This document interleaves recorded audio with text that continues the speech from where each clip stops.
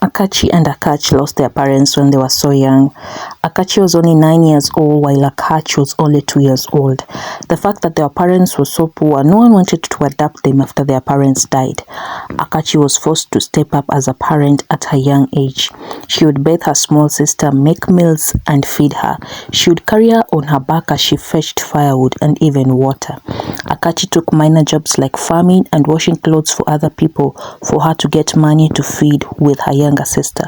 As she grew up, her smaller sister also grew, and finally she was able to leave her at home as she went out to hawk oranges just to get money to feed with her little sister. Years passed and finally her small sister Akachi was ripe for school. Akachi took her small sister to school as she went to hawk. Luckily, Akachi was so bright and she quickly gained attention of the teachers in school. The teachers presented her name for scholarship and Akachi got a scholarship to study to whatever levels she desired, and this eased the burden on Akachi to only focus on the pocket money that she would send her sister when she was in campus. Finally, Akachi graduated and her sister was overjoyed. She told her, "I wish mother and father were here to sew in this day." Akachi smiled and said, "Sister is to see, not to sew it."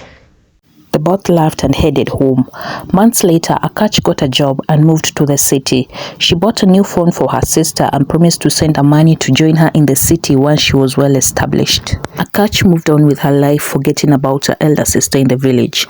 Akachi continued with her hard life, hawking oranges, at times doing farm jobs for others in the village just to survive.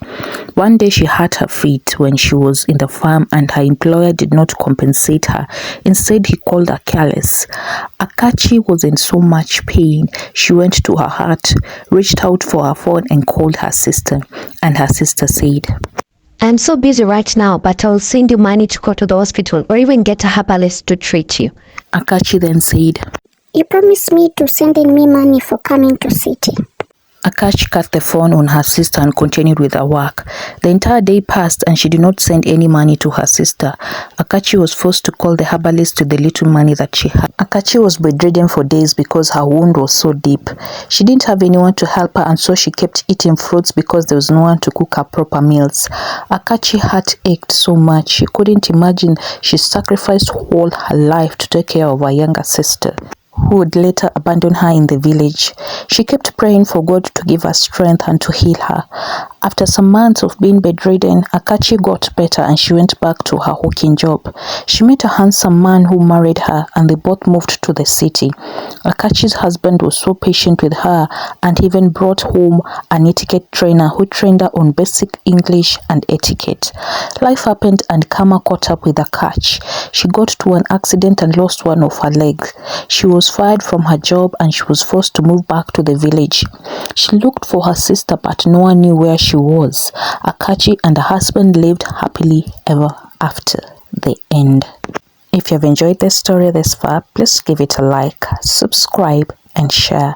And please leave a comment on the comment section telling me if you enjoyed the story and telling me whatever city or country you're watching me from for me to give you a shout out on the next episode of Wonder Tales by Julian.